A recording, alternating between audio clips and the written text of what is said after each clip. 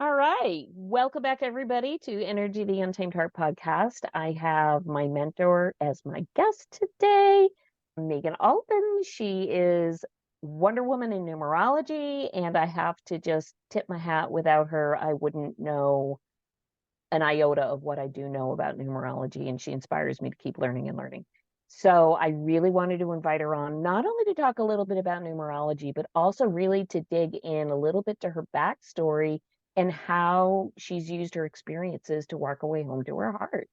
So I will put all the goodies in the show notes, but without further ado, I just want to bring Meaghan on because we're going to have, this is going to be a blow the ceiling off the building kind of talk.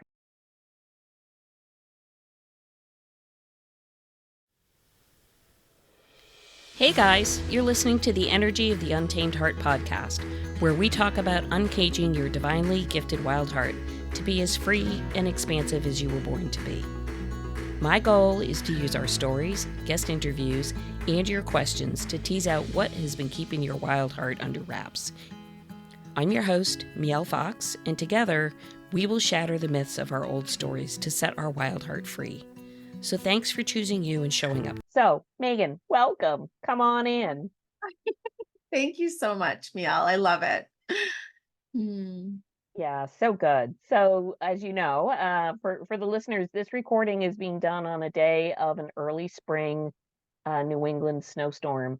So we're sort of doing it a little differently today, not on a laptop, not with a computer, running off a generator, no power. I almost canceled this and Megan said, no, let's just do it anyway. And that in itself is that piece of leaning in to what you know to feel the best and just going with the flow versus worrying about things and fighting with it and trying to scramble through and patch it all together. So, do you feel that that is sort of how you walk through life for you? I'm like, Mielle, are you reading my mind here? I feel like that is literally my life's motto is do it scrappy, do it messy, like fly, build the plane as you fly it. It's a classic 7 energy to do that anyways, which I'm a ruling 7. But when I look back at all of my life, every big decision I made, I just kind of leapt. No, I'm like, I jump into things and then I'm like kind of floundering. And I think a lot of people think to themselves, if I'm floundering, that's a problem, or that means I'm getting it wrong, or I'm messing up, or something's wrong here. And in my experience, no, that's just part of the path is that we often have to feel like we have to lean in before we're ready. And that means confusion, floundering, uncertainty, fears come up, self-doubt comes up. So I feel like that has been my life story over and over again with when it was like university, my corporate career, my business, and even some of the twists and turns that have been happening, in recent years and new shifts I've been making in recent years. I'm like, no freaking clue what I'm doing. Like, no clue. I love it because you and I are all, I'm also a ruling 7. And for the listeners who aren't sure what does that really mean, we can get into that too. But the gist is that anybody can determine what is your ruling number through the date of birth. And it just so happens, and then there's some attributes that kind of go along with that. And if you really want to learn more about it, there are, I think there's only about 1,000 or so of us advanced numerologists. And thanks to you, I'm one of them. Thank you very much. So yeah, I know, yay, right? And it's been I extremely, let's just highlight that point for a second. Like 1,000 okay. people. And when you say one of it, like there's like 1,000 of us, we're talking like period, not just like in our own little bubble. Like there is not a lot of people who know the art of advanced numerology, the art and the science of it. It is a very rare and special skill to have. So congratulations. Well, thank you so much. And being like the science geek, the numbers geek, like when I start getting into the numbers of things and how one can use it and how we can forecast with it, I mean, it just like literally makes my toes tingle. I'm just like, oh my gosh, blah, blah, blah, blah, blah, and off I go, off the rails because I find it so exciting. And I didn't realize, I mean, that statistic of there's only about 1,000 of us, I really didn't know that. I kind of thought because and here's why I say it, dear listeners. Here's why I say it. When you're in your groove with like the thing you love, like let's say you're a tennis freak, like all your friends are tennis freaks, right? So you hang out with your tennis freak friends. And if you're into golf, you hang out with your golfy freak friends. And when you're into numerology, you hang out with your numerology freaky friends. And you all, exchange information and oh, look what I found out. And isn't this the coolest thing? And then you realize like, oh, we're like in this little tiny club of 1,000, and yet there's what, 4.5 billion people in the world or something like that. I don't know, some crazy number. So when you crank out the math, it's not even 0.01%. It's like even less than that, right? And I Absolutely. think to myself, holy bananas, that is such a small percent of individuals who have chosen to become more knowledgeable and tune in to what has been an ancient form of understanding one of the languages of energy, and we've just become sort of the conduit or interim translator of said energy through the numbers. And Mhm. it just dumbfounds me that there aren't more. Like, how come why aren't there more of us out there? Because we need more of us out there. Like, this should be, they should just put this in regular school as far as I'm concerned. you know Absolutely. I agree. I like, couldn't agree more. yeah, like But they we teach know, you they teach you math, and they yeah, teach you English, and they teach you art. So why don't you just like roll it all together and learn the beauty of numerology and how it can shift your whole life? I mean, like, hello. hello, right? Absolutely. But I'd love to hear how you see it because, like you obviously contain that same passion I do that everyone should know this. This is such valuable information. It should be accessible. But for you, when you picked all of these pieces up, like how did that impact you? What difference does it make? Oh, I love this. I invited you to my podcast, and now you're interviewing me on my podcast for your podcast. I think this is hilarious. Well, I hear you say everyone needs this. And I'm like, tell me why, and I need to know Yeah, so why. tell me why, tell me why. Yeah, I tell you why. So, it's like you don't know what you don't know until you do. And so I sort of stumbled over your original workshop just to learn some basics, like, I don't know what, 3 years ago, 4 years ago, 5 years ago. I don't even know when ago. Hmm. And so I started with some basics because I love math. I love patterns. I love numbers. But what I didn't understand is I thought it was just like I'm weird and I like numbers and patterns, and isn't this a cool thing?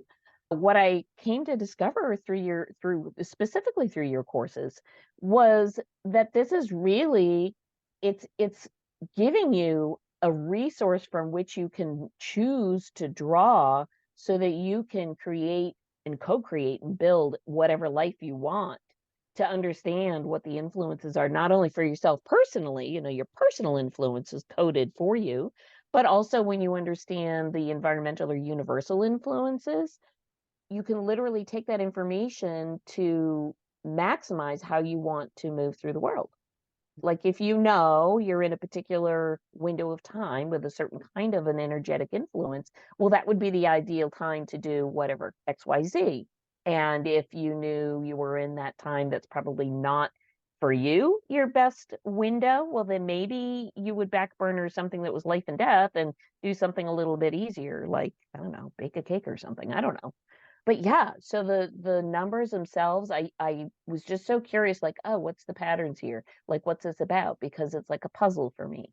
I find it fascinating to dig into the puzzle. But what I have now brought it forward to for what I enjoy to talk about, what I enjoy to do, the business that I'm creating and building, and how I want to bring my purpose to the world for me is using that as one of the tools I have in my toolbox to help people understand that what they think is perhaps an issue or a problem with their being, their personality, or how they're walking through this life is actually not a handicap. It's actually a gift. It's the thing that they were divinely given to help them do what they're here to do if they choose it. I Yeah. I love that you brought that up because that's the exact reason that I fell in love with numerology was when I had these pieces about myself that I had always perceived were problematic, right? This was what's wrong with me. And then through my numerology chart, learning like, wait a second here. I've been sold the wrong story. These are gifts, these are strengths, these are superpowers. And I haven't learned how to work with them because I've been told my whole life they were bad. So I was trying to like distance myself from it, which means I was kind of maybe kind of messy with it. Right. But once I learned like, oh, wow, that first reading that I received, I remember it vividly. I was like, pardon me? What? Like, you're telling me this thing I've spent 30 years avoiding is a Is gift? actually the thing that you're supposed to be using. Yeah, isn't it What a crazy? mind blown moment. Yes, but what I find so interesting about that, and I'd love to have you share your insight on this, is it's so interesting. Like for you, you're like, oh my gosh, mind blowing. But what's so interesting is that for for many of us, myself included, we try to steer away from the thing that we're actually gifted to use and bring forward and help us to do what we're really here to do. And we spend so much time burying it, running from it, avoiding it, when that's the thing that is going to open and expand and allow and just totally kick things up to a whole new level that we've probably not even thought about or considered. The whole quantum concept, like you think you know what you know, but guess what, you really don't. you know and that's sort of like isn't this interesting. And I have to say again, I find that kind of affirming, because it says to me, like, I hope you don't really think like all you're doing here on 3D is whatever you think you're doing here on 3D, because there's so much more. Let us show you what is out there. Let us show you what's possible. Let us show you why you're a divine spark. Let us show you what you're really here to do. And if you don't get the message, it's okay, because we'll bring it back to you in another way until you get it, which I think is just so kind and generous of the universe. Thank you, universe. Because they're determined to make sure you understand how valuable you are for being a human on this earth. That's it. Like, that's the message. And, the whole gig for me, this whole energy, the untamed heart, why? That's the message. You are that wild, untamed, don't cage me in, beautiful, complete, whole energy of love. And then you show up in the human body to have a little party here on earth. Things get a little F, to put it simply. Mhm. And you lose sight of the fact that, guess what? You showed up here just fine. And you're just fine the way you are. And all the other stuff, like you said, it's just the stories. Yeah. It's stories. I'm like, oh, let's just listen to that little Miel sermon on repeat, because that was just solid gold right there. Oh my gosh, I don't know if I can listen to myself and repeat that many times. Well, That's I'll so listen because I funny. needed the message. So funny. So for the listeners who are kind of like, what are they talking about? Can Yeah. you give us sort of just that abbreviated version, like where I was, and when the day rolled around that I'm like, whoa, this needs to be showing up in a different way for me, and how Yeah, you got to where you are. Yeah. absolutely.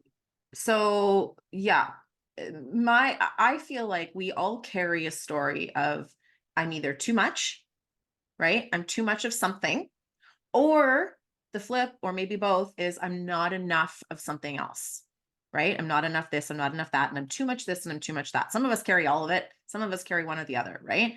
And so, for people listening, I invite you to just kind of get curious to yourself, like what is the thing that I've always carried this message of, I'm too much of this and I'm not enough of that. And it might be something you were told, right? Like for me, all through school and as a child, I was told, you're too sensitive. And I think that's one that a lot of people tend to resonate with, right? You're too sensitive. You're too sensitive. Toughen up, suck it up. Don't be so emotional. Don't get so worked up about stuff. Like, you're too sensitive. And the ironic thing about that is, the more I tried to deny my sensitivity and toughen up and ignore it, the more it would come out in messy ways that did make people uncomfortable, because I wasn't masterful with my sensitivity and I wasn't owning it. And so it probably did look a little bit ugly and a little bit messy and a little bit, whatever. But that's because I spent my whole life trying to distance myself from it, versus being like, wait a second, maybe this is something that's a part of me on purpose. And maybe if I learned how to work with it a little bit better, then it could actually be a gift or a superpower, right? So that was number one, you're too sensitive. The other one that I got told all the time is you're too talkative. You talk too much, right? I'm like, oh, geez. Did you get, I'm like, I think it might be a 7 thing because I feel like a lot of Yeah, 7 do that. yeah, yeah, I got that. I got that a lot. Oh my Yeah, gosh. And it cracks me up because sometimes I'm like, I wish I could go back to the teacher who wrote that in my grade 3 report card and be like, look, now I'm a teacher and I have a podcast and people pay to listen to me talk, right? Like, this is right. actually a gift, right? But the thing is, for so many years, again, I would like feel the sensitivity bubbling up and I would deny it, feel the talkativeness bubbling up and I would deny it. And it would become this like turned on itself energy within me. And so I wasn't using it masterfully. I was using it messy. And then I, of course, carried the story of I'm not good enough because I was attempting to be something I'm not. And that's the thing with the not enoughness story. If you're trying to be something you're not, of course you're not good enough. That's not what you're meant to be, right? Like if you're trying to force yourself to be something that you're not, it's always going to be a poor replica, right? Let yourself actually be exactly who you are. And I think, I don't think it comes, I mean, it obviously depends on where what your experiences were in growing up, but I think a lot of the times our caregivers, parents, and teachers, they're just looking through their lens of life. And through their experiences, a certain embodiment was what made them successful, was what made them happy, money, whatever. And so then they take the fact that I did it this way. I was not sensitive and I was not talkative, let's say. And this is how I became successful. And so then they take that imprint and project it onto you. And as a child, it's really hard because you learn who you are in relation, right? You learn you're good when your caregivers love you. You learn your, whatever, right? You learn who you are in relation. So if you are learning who you are in relation and someone's taking a projected image and applying it to you, of course you're going to carry the story of not enough because that's not you. That's not you, right? You need to be seen for the truth of who you are and then fully anchor and embody that. So to go back to your original question, I think it was 33 years old, and I had my first numerology reading done. And she said to me, "You're sensitive. You know that, right?" And I was like, "Yeah, I'm trying to work on it. It's been a struggle my whole life." And she was like, "No, this is your superpower." And I was like, "Wait, what?" That was the mind blown moment. Like, you're freaking kidding me right now. And it was not an overnight embodiment of my sensitivity. It's been a process. And here I am 11 years later, and I'm still working to own, claim, and strengthen my sensitivity. But the more I do, the more in integrity I feel, the more authentic I feel, the more empowered I feel, the more I have access to that inner core strength within me.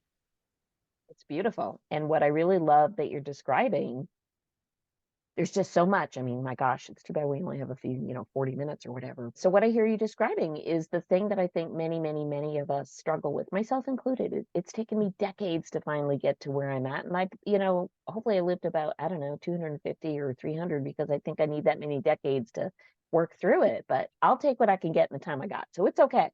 We do spend a lot of time literally contorting ourselves into some pretzel of a persona based on stories, based on external validators like I want my friends to like me, my coworkers to like me, my spouse to like me, my whatever the thing is, and I'll do all these things because if I do them, then I'm okay, then I'm enough, then I'm, fitting some conformity of filtered information that somebody else wants for me. And in the meantime, your heart and your soul inside of you are screaming at you like, hello, hello, knock, knock, knock, we're in here.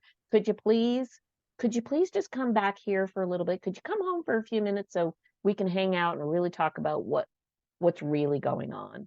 And through life, many of us don't hear the knocking because we're too busy listening to the stories.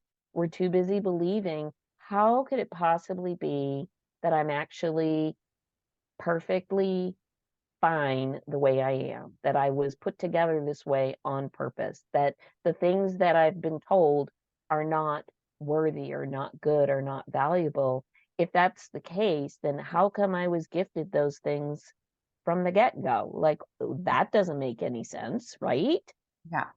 So the trouble is, I think many of us struggle with the understanding that if you want things to look great on the outside of your world, then transformation on the inside is where it needs to start. Like, I always have this little phrase I say, like, well, transformation's an inside job. Meaning, if you don't start at the core, at the internal, at the foundation of the whole shebang, then how can you possibly put out, project, and create in a way that is resonating with who and what you really are and who and how you really came here to Yeah. be? It is also very humbling to know, because we all think that we're an island. Oh, like, I feel like this and I have this thing and nobody else gets it. Nobody understands me. Oh, I'm sensitive. Nobody else in the world is as sensitive as I am. And so they don't understand what it's like to be sensitive like I am. And so you start telling yourself all this bullshit story, like, oh, my sensitivity stops me from doing this and doing that, and I can't go there because blah, blah, blah. And again, the stories, they snowball, they snowball, they snowball. And I think if we can just stop for a second and pause for a second and have the awareness, like, think about this. Listeners, think about this. You're here for a reason. Nobody's better than anybody else. We're all from the same place. We're all going back to the same place, and we're all here just in different versions of the same thing. The same thing being the oneness, the unity, the love, the divineness of who and what we all are. We just show up here in different bodies. And so therefore we have different expressions and experiences. But the reason that we're coded by when we show up on earth, to me, whether that's your ruling number or through the book of life, whatever that is, that's no coincidence to me.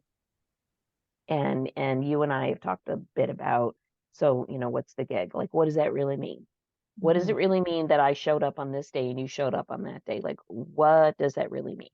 Mhm. But why do you think that is so important, that you and I share a ruling number, but we don't share the same contract card?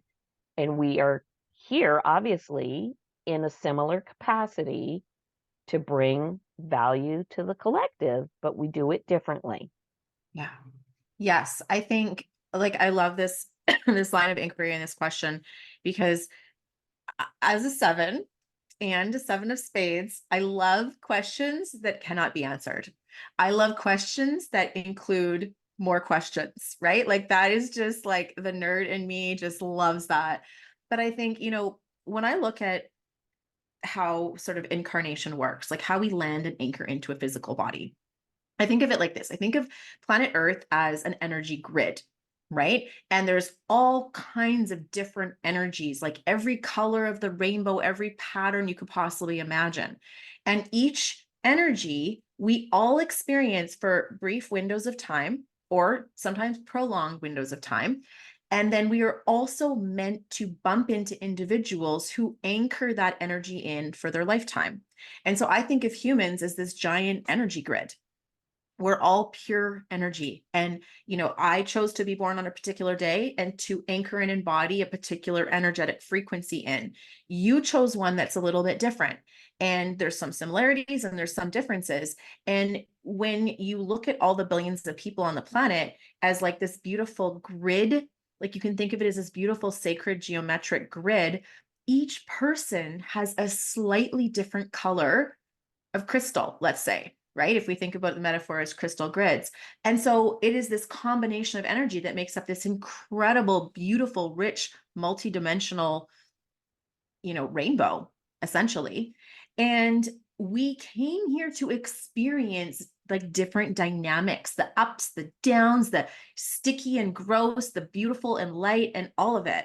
Right. And there's that old kind of adage of you only know what the light looks like. You can only see a candle flame lit in the dark. Right. You appreciate different things because of the ups and the downs of life. You wouldn't appreciate the beautiful light joy if you hadn't also experienced the contrast of it being without, right? And I don't want to take this to mean that we are destined to suffer and struggle, but I do believe we're destined to go through ups and downs to show us, ooh, I like this. Nope, don't like that, right? It doesn't have to be struggle and suffer and torture, but it is going to be contrast and variety. And so when I bump up against individuals in my life, they are coming towards me to create an energetic signature in my field for me to have a particular experience. So you and I bump up together, and together our energy combines and creates a particular signature that your listeners get to enjoy, that we get to enjoy. And then we'll go about our day and bump into someone else. And that's going to create a different signature or a different color, a different imprint, a different frequency to provide that variety of life that we enjoy, right? How does that fit with how you see it all playing out?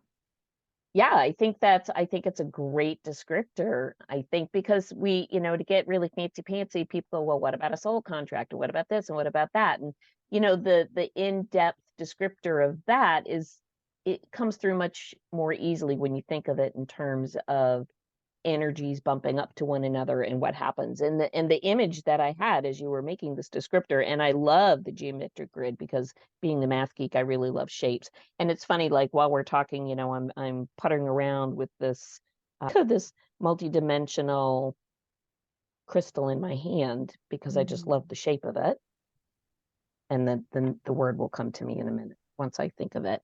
But anyhow, I just think it's amazing because I think, oh, on the surface, it just looks like a cutout, different shape piece of stone. But yet, as the light comes through the different pieces of the stone, there's a refractory and a different expression of the light as it hits different portions on this little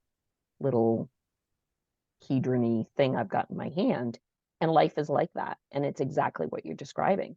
And so I think it's a really amazing description of, yes, we are here to give and learn lessons. We are also here to bump into certain individuals' energetic expressions, whether we know it or we don't know it. That's just the way it goes. That is why we meet the people we meet. We do the things we do, all those things. It's all very, I don't want to say prescribed, but it's random yet not random. And it's random yet not random because it's actually numerologically forecasted within the life charts that you may not know exactly which individual is going to be your bump up but you certainly know that in your lifetime you have the capacity to experience that particular energetic event. And so to me, it's sort of like the giant possibility box. Like, wow, how cool. When I get to this particular window of time in my life, this is what's going to be showing up for me. And the nosy, curious kid in me is like, oh, I can't wait because I really want to know like what's going to happen, right? Like what's happening next? Who am I going to see next? What experience am I going to have next? Oh, I bet you it's going to be really, really cool. And Yeah, so, that is just like it's just like the surprise box every day. Just I love that. so fun. I mean, it's just So so fun. fun. It's so Yeah. fun. And I love what you said of bringing in like the energetic bumping up and then considering soul contracts. And I think this is such an important point you made because I do believe in soul contracts and soul agreements. However, I believe that it is not for one person to fulfill it. And I think it's really important for us to recognize there are thousands, potentially millions of individuals who can help us fulfill one soul contract. So getting Hmm. overly attached to it being, this human that you met on this day and is playing this role in your life, I think that creates a sense of like unhealthy attachment. It's like, yeah, I'm meant to learn this lesson, but I can learn it from lots of people and lots of circumstances. So yes, there is an agreement there at my soul level of I want to bump into this particular flavor of experience. And sure, it might be this person down the street who teaches me that lesson in our, energetic encounters. But I think it's where I see people get twisted up around soul contracts and soul agreements or soulmates, let's say, is they're like, well, that's my soulmate. So I have to play it out with this person. And that to me is Right. not right. Like it is absolutely Yeah. incorrect. It is an unhealthy, probably pretty toxic way because what I've seen happen in my practice is people get overly attached to that storyline, and then they put themselves in difficult, uncomfortable, and needlessly suffering scenarios to play out some soulmate story when you could also learn that lesson with somebody else. Like, it doesn't have to be that person. Like, you can still learn it in other ways. Yeah, so that's a really, I think that's a super important point to bring out, because yeah, how many times do you hear people say like, "Oh, I meant to be with Buffy because Buffy's my soulmate," or whatever. I'm kind of like, there's got to be more than one Buffy out there, okay? And here's the thing, you may have a lesson that you're supposed to learn, and so you have that energetic exchange for that lesson or that encounter, let's say. But again, everything comes through a filter. And so perhaps part of the lesson you learn from somebody, let's say you have two individuals with that particular energy expression, right? So they each have their own filters. So you may not get the entire lesson from A, you may get the rest of it from B, or you might need C, or whatever the thing is, depending on how that comes through to you. Or you might not even complete the lesson, and guess what? You're going to get it again, because the universe is really generous like that. Like if you don't get it, they just keep coming at you till you do. So they're very generous in wanting to help you out in any way you need it. So that's kind of nice. But yeah, I'm fascinated by, and the other piece that I think people sometimes misconstrue is when we talk about exchanges or soul contracts or bumping into energies, there isn't any particular given duration or length of time about it. And I think many people think when they use phrases like, "Oh, my soulmate," "Oh, my whatever twin flame," whatever the words they put to it, they think that's like a from now forever sort of thing. And the reality is, nah. So, maybe it's a day, maybe it's a week, maybe it's 2 years, maybe it's a lifetime. I don't know. Absolutely. And when I look at charts and readings, and when people come to me with questions like that, I say there's always two factors at hand. Yes, looking at the chart is important, and looking at the energetic expression is important.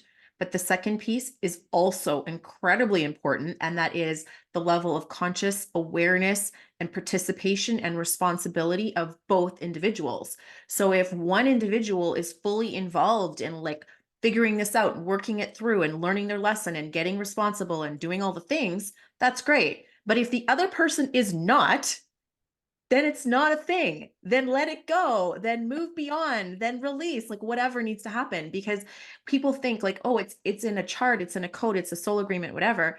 That's half the equation, right? The other half is free will. And I think it's so important because in these systems, like, I love to understand fate and destiny, and I strongly believe in fate and destiny. But I also strongly believe in free will. And this is where I think the free will piece comes in, is I get to choose my level of responsibility, my level of commitment, awareness, consciousness, and how I want to interact with people. That's my choice. That's my free will. Right. And so I cannot control other people's choices and free wills, right? That's their job, not mine. And I think it's such a good, Absolutely. when people ask, the question, it's such a fun conversation between destiny and free will. And I think that's a big piece that, we need to come into these conversations. I think destiny and free will, the big word that jumps in that right off, I'm like, well, it's about discernment to me. Like, sure, things play out kind of ultimately in an expression of how they're kind of going to play out. But the two pieces we need to keep in mind is you're absolutely the co-creator of the expression of what you are seeing in your reality. Like a movie projector. You are creating the thing that you are seeing. And so is it destiny? Is it your choosing? Is it free will? Is it soul contracts? Like all the things, you can call it whatever you want, but at the end of the day, if you make a particular choice versus some other choice, then the expression of what comes out of it will vary. And when you get to calling it, is it destiny or not? Well, I guess it depends, which side road did you take? If you end up at the same outcome, okay, I guess it's your destiny. If you don't, I guess not. I don't Yeah. know. I guess, I don't really get too terribly bogged down with that. What I do really, the free will and choice piece, I think is so important, because you you'll see people, whether it's numerology or tarot cards or astrology or I don't know, pick whatever energetic language somebody wants. They oftentimes will take the wording or the imagery literally like it's the gospel, like this is all there is. There is no other way. This is the only way it can be. And the piece of free will, I think, is really, really critical to understand that you can choose to play with it or not play with it. That's up to you as the human gets to make the decision. Do I want to play with the energy or not? And we'll wrap it up here because I'm sure you've got a whole afternoon of things to get done. But this podcast will air after we've already had our solar eclipse. But for anyone listening, I mean, you'd have to literally be living under a rock not to notice what's going on. There's an enormous amount of activity, solar, universal, electromagnetic, planetary, whatever word you want to put to it. Let us just say there is an enormous amount of measurable energy that is crissy-crossing all over the world in the next 3 days, basically. Mm-hmm. There's, the retrograde movement of Mercury. There's a couple other planets floating in. Aries is in there.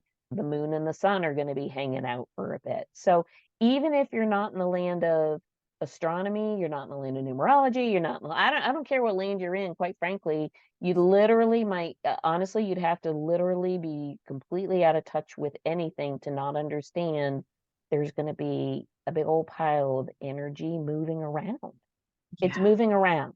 So now We when can that already feel it. occurs, you can feel it. Yeah. But here's my point of free will and choice. Mm. You can choose to say, holy bananas, for the next 3 days, I think I'm crawling under the rock because I can't handle this. It's too much. Everything's going crazy. It's chaotic. It's this, it's that. My mood swings are all over the place. Okay, yeah, sure, you could. Mm-hmm.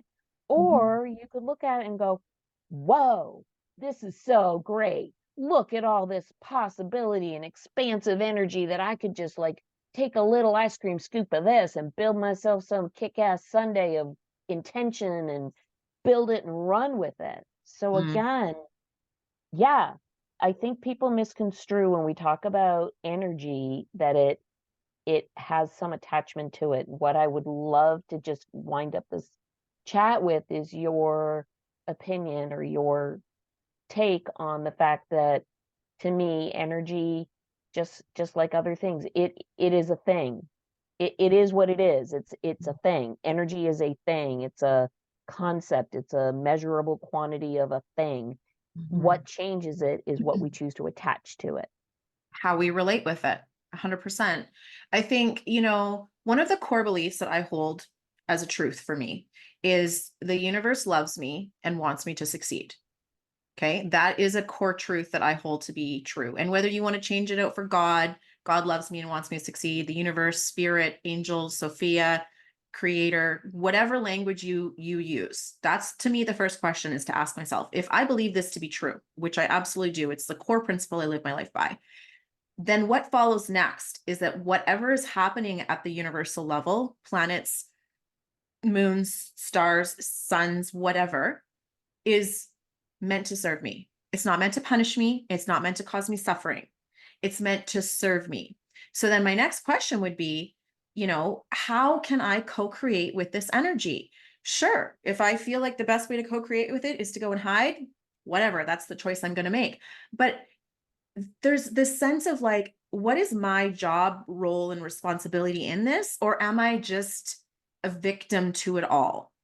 And, the belief, the choice of belief of like, I'm a co-creator versus I'm a victim, we don't maybe know for sure. I don't know, but try the beliefs on and ask yourself, which feels better in my system? Does it feel better to say I'm a victim and I'm at the whim of forces outside of my control? Or does it feel better to say, you know what, the feelings I'm feeling, the energy I'm picking up, it's supportive, it's loving, and it wants to work with me. And if that feels better in your system, since we can't right now prove one versus the other is factually accurate, then choose the one that works for you and use that to create your reality, because we know that the beliefs we carry create our reality. So if you know that, then pick the one you like and work with it. And so, when I see people saying things like, oh, Mercury's in retrograde, I can't travel, I can't sign documents, I'm like, hold on a second.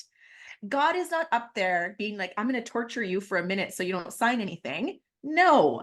If you feel that you need to be extra mindful, thoughtful, careful, and deliberate, then maybe that's a gift that you're going to put a little extra thought before you sign on the dotted line. That doesn't mean don't do it. It means what's your job, what's your responsibility, and how are you aware and present in what you're going into.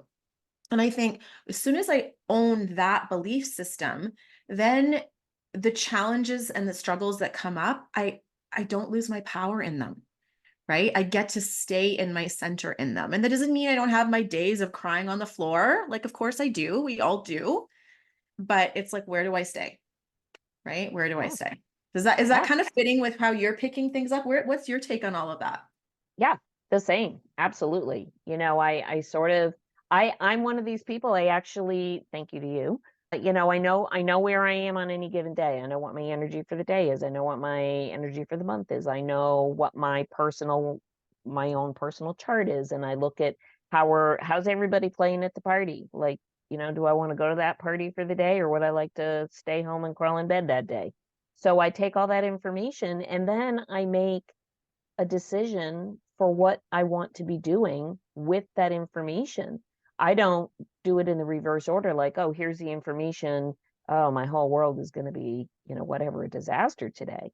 So I use it and I look at it and I say, oh, well, that's interesting. Okay, great. So this is where we are. And knowing that, again, whatever you choose to call that beyond us here in 3D, whether it's God, universe, spirit, Gaia, Buddha, whatever, that it's always ultimately for my best outcome. Always. And I just have to sort of what I have to say is get out of my own way. Literally. Like, could you get out of your own way so that the assistance that is so eager to show up at your doorstep has a way to come home to your heart? Like, could you just get out of your own damn way? Mm. Yeah. That's it right there. That is the golden nugget right there. Get out of your own damn way.